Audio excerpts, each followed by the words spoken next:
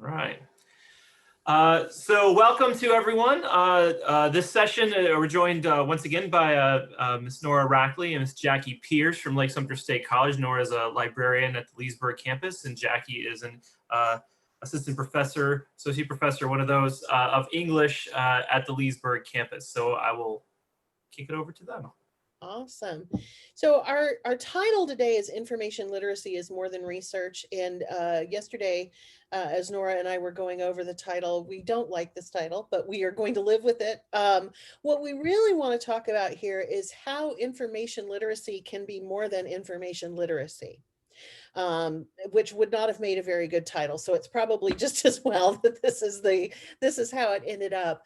But we want to talk about how we as instructors and librarians can help our students become discipline literate as they prepare to go into bachelor's programs and beyond, since most of us are teaching them at the freshman and sophomore level. So I keep hitting wrong buttons. There we go.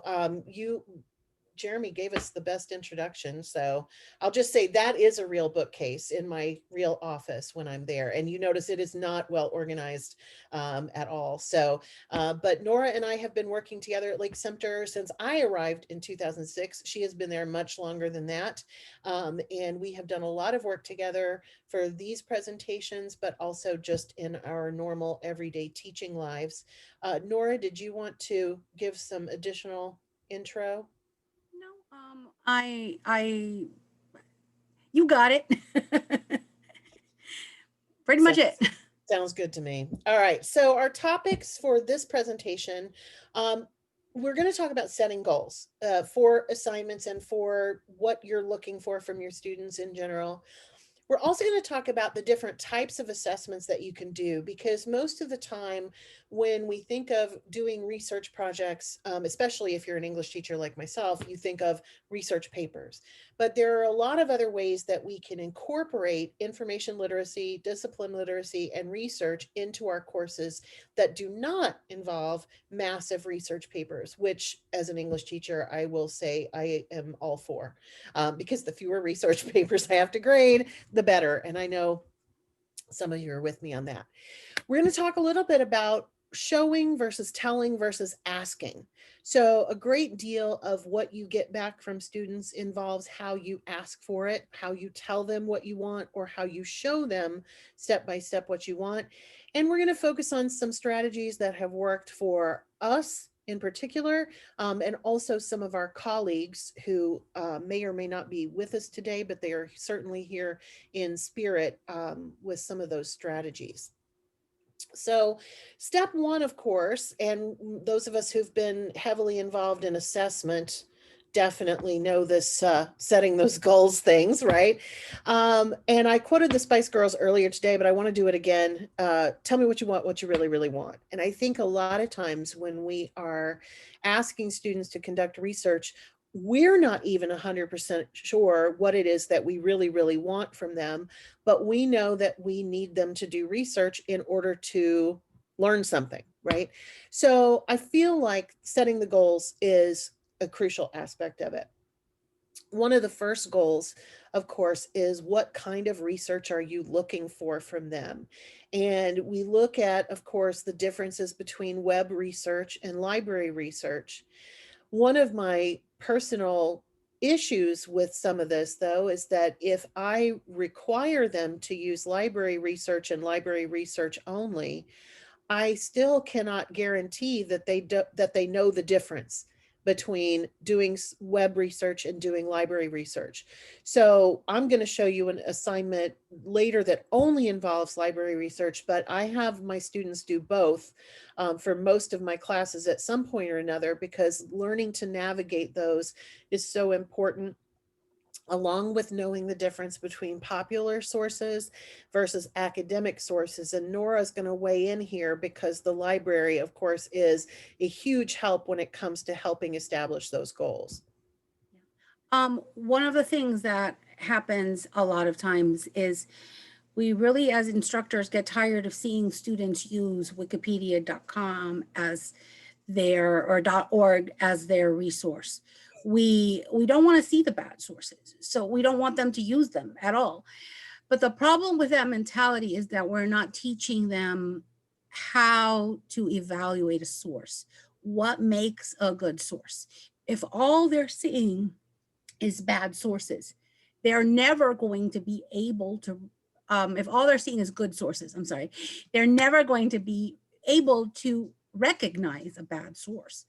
So teaching them the difference and really digging in there and really teaching them to evaluate sources is crucial to figuring things out, to having them say, oh yeah, okay, that's a bad source because, right? If they can articulate that, you've won at least half the battle, right?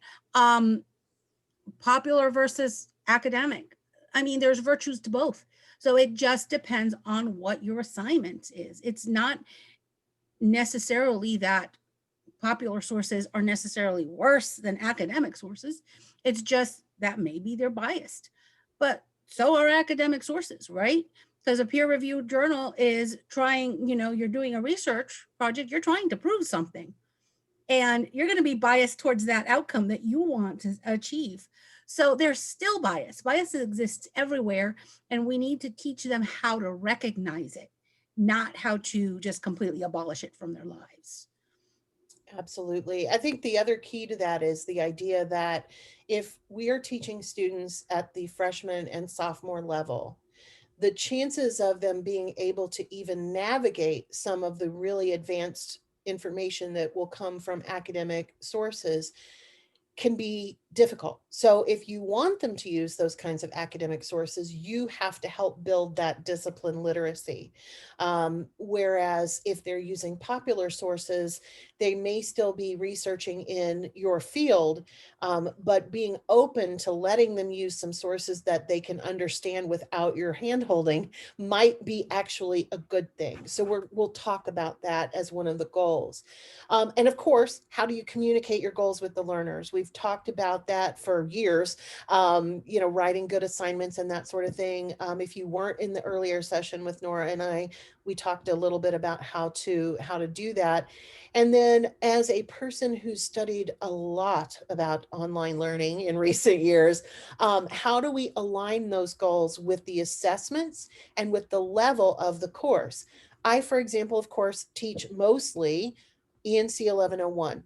And I do want them to write papers on topics that are of actual interest to them. So a lot of times I will have them do research papers that are in their field of study, but I am not educated in those fields myself. So if I've got a student writing about a really hardcore medical topic and they're using super academic resources, even I am not going to get that much out of those sources without getting some additional things. So thinking about where you're teaching, and what you really want from them is going to be super important as you set the goals for the assignment. So I wanted to talk a little bit about different ways to assess this, right? So the standard research paper, of course, is great. And most of us will do those in most of our disciplines. But a lot of people, especially at the freshman and sophomore level, don't really need to have students write massive research papers. They are going to write them when they get to their bachelor's degrees and beyond. So we want to teach them how to do it, but we also want to make it something that they can handle and have that success at. So I've got a few ideas that I want to share. One is to focus instead of research papers on responding to particular articles. And this is where you actually hand them an article, or maybe it's out of your textbook. You hand them an article and you have them respond to that specific article. So it's an article that you have already looked at, really well. If you just have them find an article, then of course, in order for you to know that they've responded correctly, you've got to go read that article. So I love the idea of doing a reading list, a bibliography. I know that Peter Olin uses that in his philosophy courses. Then you take one of those articles or a specific one and you have them respond to it. Typically, we might use that on a discussion board, but you can also use reading journals that are maybe a little bit more private. I've done both. I feel like sometimes having students share their reading journals with the whole class, there's a benefit there, but then there's also sort of a downside in that if somebody's reading of a particular article is really off track, then as the instructor, I have to come behind them and, help the rest of the class understand that no, that article about Hamlet was not really about aliens. It was really just about Hamlet. So, having to do that, having those discussion boards on a shared article is fine, but then you as the instructor have to sort of police that and be aware of that. I have become increasingly a fan of having students do bibliographies, specifically annotated bibliographies where they're giving me some evaluation of the sources, because if one of the outcomes that I have to assess in our gen ed assessments, and it usually is whether or not they understand the difference between a good article and a bad article. Unless they're writing an annotation for it, I don't know that they know the difference, right? So having them do the summary and the evaluation, and I'm going to share one of those assignments with you later. Presentations, and not even necessarily massive graded presentations.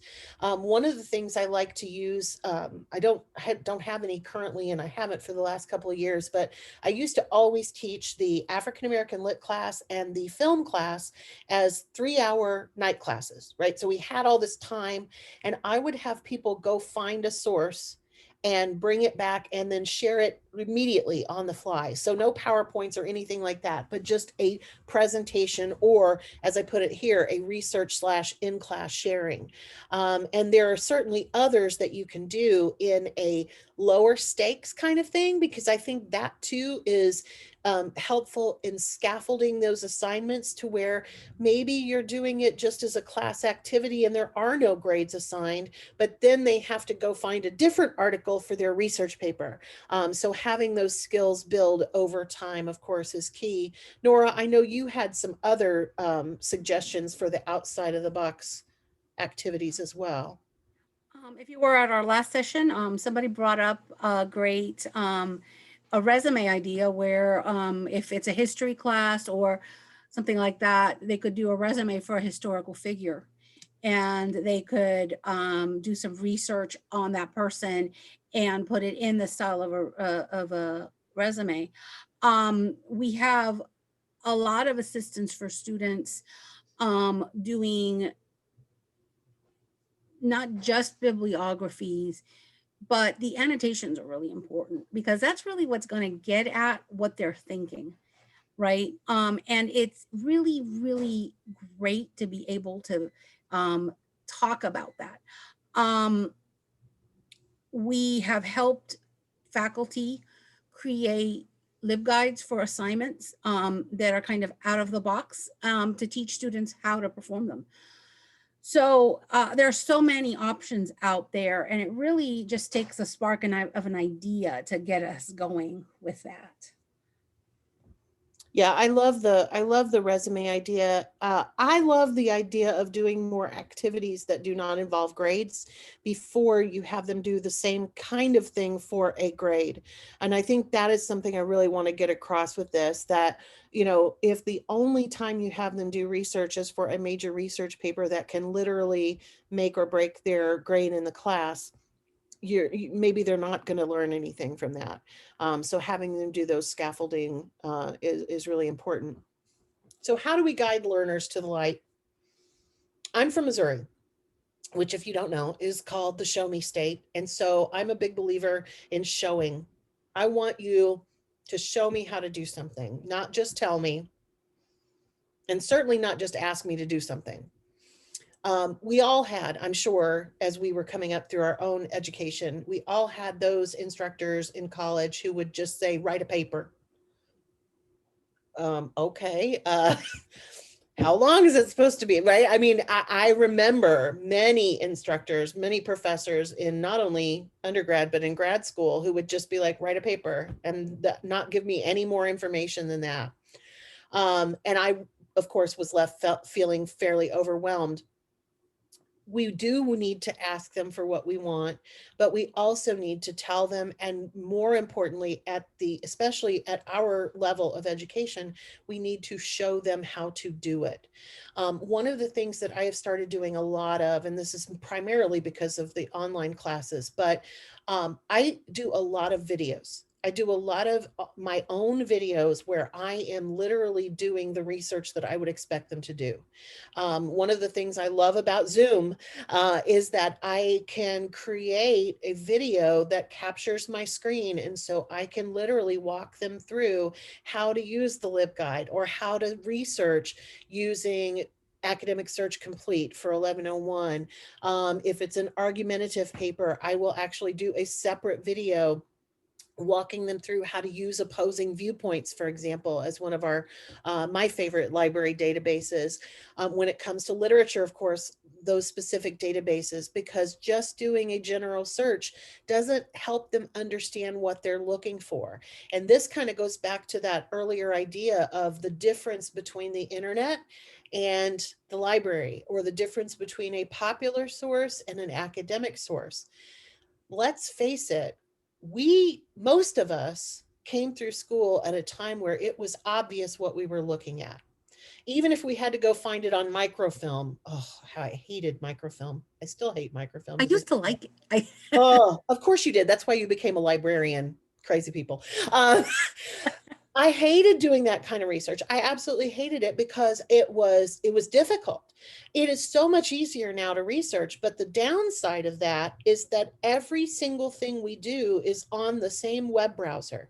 So whether I'm using the library, whether I'm using a database, whether I'm searching for books, whether I'm searching for videos, whether I'm searching Google, I'm still using the same web browser. And so for students, how do we know the difference between those things? And I feel like that's where either having librarians come in and do those types of interventions, or having them create videos if you're in an online environment and you want to just put the video in place.